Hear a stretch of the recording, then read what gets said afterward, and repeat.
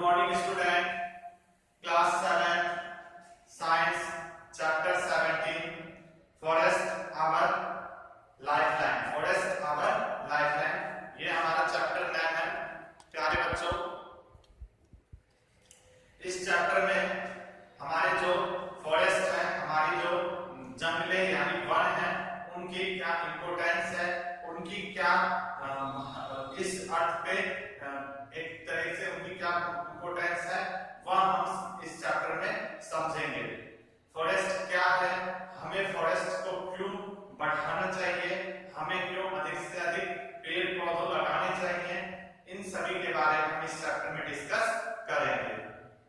इसके बाद हम यह सब देखेंगे कि फॉरेस्ट से हमें क्या क्या चीजें प्राप्त होती हैं, हम फॉरेस्ट से क्या क्या चीजें ले सकते हैं, क्या क्या चीजें हमें मिलती हैं।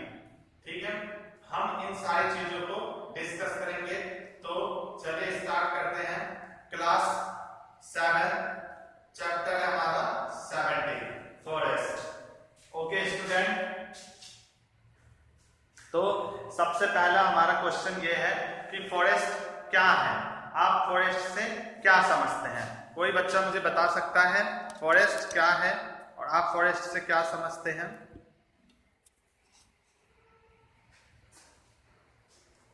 बताइए, फॉरेस्ट में हमें क्या क्या चीजें मिलती हैं? फॉरेस्ट में बच्चों हमें क्या क्या देखने को मिलता है? तो फॉरेस्ट में हमें बहुत सारे पेड़ पौधों, विभिन्न मतलब डिफरेंट टाइप्स के हमें प्लांट्स, ट्रीज, उसके बाद हमें एनिमल्स, डिफरेंट टाइप्स के एनिमल्स देखने को मिलते हैं। उसके बाद फॉरेस्ट में क्या देखने को मिलता है? कुछ माइक्रो ऑर्गेनिजम्स जिसमें से बैक्टीरिया, फंगस, ये सब हमें देखने को मिलता है। इन सभी का क्या रोल है, क्या इंपोर्टेंस है, वह हम समझेंगे। तो सबसे पहले हम जानते हैं फॉरेस्ट क्या होता है, फॉरेस्ट हम किसे कह सकते हैं? तो फॉरेस्ट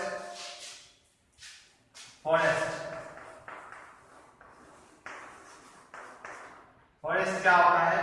तो फॉरेस्ट में हमारे डिफरेंट टाइप्स के, मैनी टाइप्स के प्लांट्स आ जाते हैं, मैनी टाइप्स के एनिमल्स आ जाते हैं और मैनी टाइप्स के माइक्रो ऑर्गेनिजम्स आ जाते हैं। जब इन सभी का एक समूह बनता है बहुत ही बड़े लेवल पे, तो उन्हें हम क्या कहते हैं? फॉरेस्ट कहते हैं। ओके, अगर कहीं हम देख लेते हैं कि 10-20 पेड़ लगा हुआ है तो वह फॉरेस्ट नहीं हो जाता।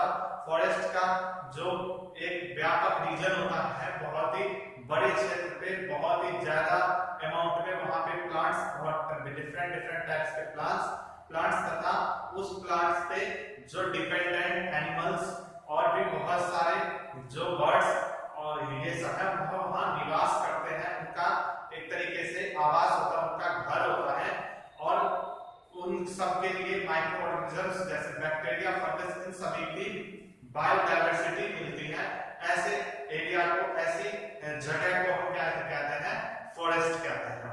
ओके, तो यह तो सबसे पहले फॉरेस्ट की डेफिनेशन है। अगला जो है हमारा टॉपिक वह है स्ट्रक्चर ऑफ फॉरेस्ट।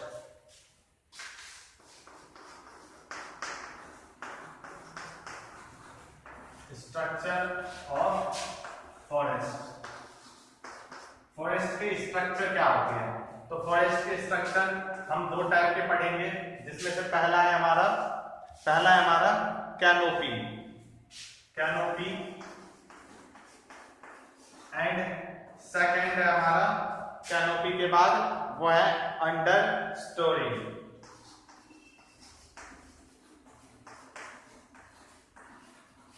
हम 2 टाइप्स के स्ट्रक्चर पढ़ेंगे फॉरेस्ट के, जिसमें कि जो फर्स्ट है हमारा वो है कैनोपी एंड सेकंड है हमारा अंडर स्टोरी। ये क्या होते हैं कैनोपी, अंडर स्टोरी? इसको हम समझते हैं। मान लीजिए यहाँ पे मैं ना कुछ फॉरेस्ट बना रहा हूं, आप जरा इनको देख लो ध्यान से।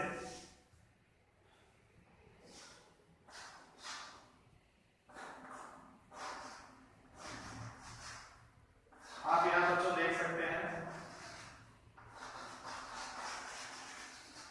ये हमारे पेड़ पौधे हैं, ठीक है। आप बस इमेजिन करिए कि यहाँ पे बहुत सारे क्या लगे हुए हैं? पेड़ पौधे लगे हुए हैं। ओके,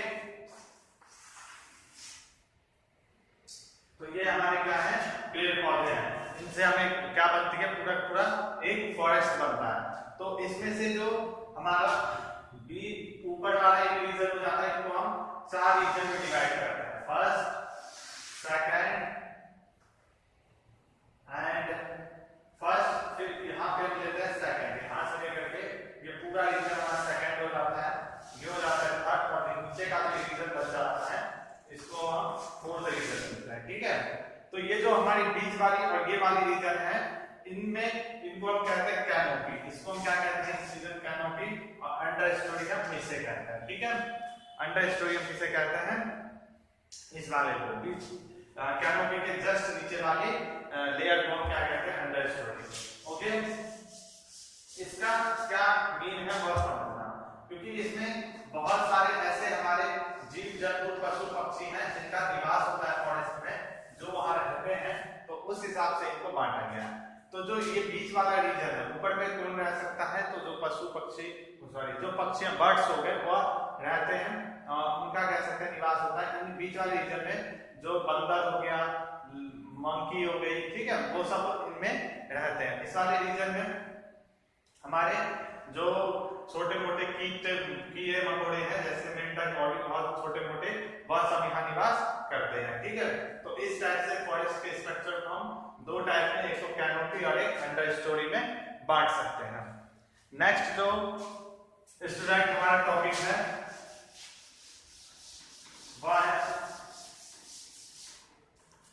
है हमारा नेक्स्ट टॉपिक, वह है हमारा कंपोनेंट ऑफ फॉरेस्ट। क्या है हमारा component of forest? Component of forest, forest के क्या क्या कंपोनेंट होते हैं? तो कंपोनेंट यानी कि फॉरेस्ट जो है वो किन किन चीजों से मिलके बना हुआ है, उसको क्या कहते हैं, कंपोनेंट कहते हैं। क्या कहते हैं उसको बच्चों? कंपोनेंट कहते हैं। तो यहाँ पे जो हमारा कंपोनेंट है वो डिफरेंट टाइप्स के कंपोनेंट, जैसे कि हमें क्या क्या देखने को मिलता है इसमें कंपोनेंट में, जिसमें हमें प्लांट्स, उसके बाद एनिमल्स और उसके बाद कुछ माइक्रो ऑर्गेनिजम्स देखने को मिलते हैं। तो यही हमारे क्या हो जाते हैं, कंपोनेंट्स हो जाते हैं। तो सबसे पहले जो कंपोनेंट्स है वो हमारा क्या है, प्लांट। सेकंड हमारा क्या है, एनिमल्स। एंड थर्ड हमारा क्या है, थर्ड हमारा बच्चों हमें बहुत ही छोटे छोटे जो बैक्टीरिया वगैरह है ये दिखाई देता है, जिनको हम कहते हैं डीकंपोजर्स। क्या कहते हैं बच्चों? डीकंपोजर। ओके, तो यह हमारे 3 मेजर कंपोनेंट है किसी भी फॉरेस्ट के, यानी किसी भी फॉरेस्ट में हमें ये 3 चीजें देखने को मिलती है। सबसे पहला हमारा है प्लांट। प्लांट क्या होता है?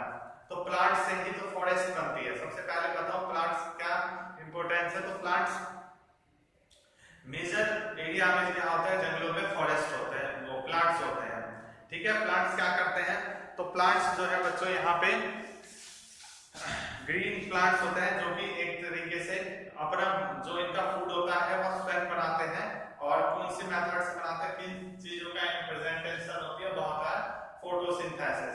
फोटोसिंथेसिस के प्रेजेंस में ये सनलाइट और वाटर और सॉइल मिट्टी से ये पोषक तत्व जो इनका न्यूट्रिशन होता है ये प्राप्त करके उन सारी चीजों से वो अपना भोजन बनाते हैं, एक तरीके से फूड बनाते हैं। इन प्लांट्स के वजह से ही एनिमल्स और बहुत सारे डीकंपोजर्स उस एरिया में रहते हैं। तो एनिमल्स भी प्लांट पे डिपेंडेंट है, जैसे कि हिरन हो गया, कोई सा भी एनिमल्स है और डायरेक्टली प्लांट्स को खाते हैं, तो और उनके बाद वहां सरवाइव कर सकते हैं, वहां जीवित रह सकते हैं।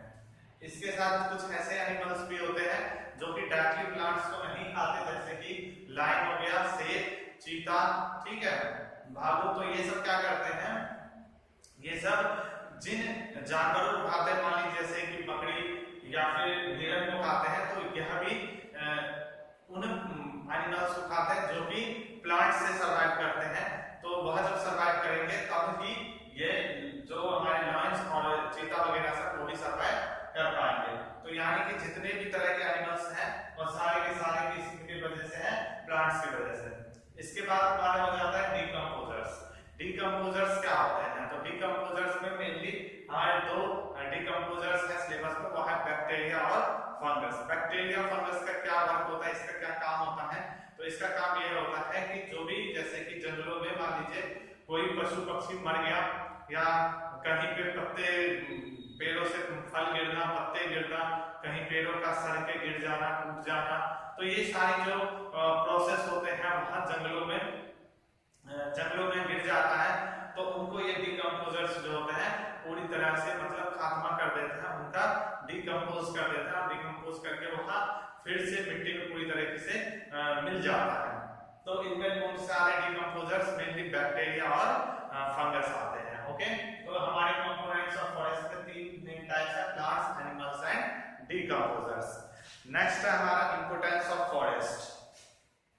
नेक्स्ट टॉपिक हमारा क्या है बच्चों? Importance of forest. फॉरेस्ट की क्या इंपोर्टेंस है हमारी लाइफ में?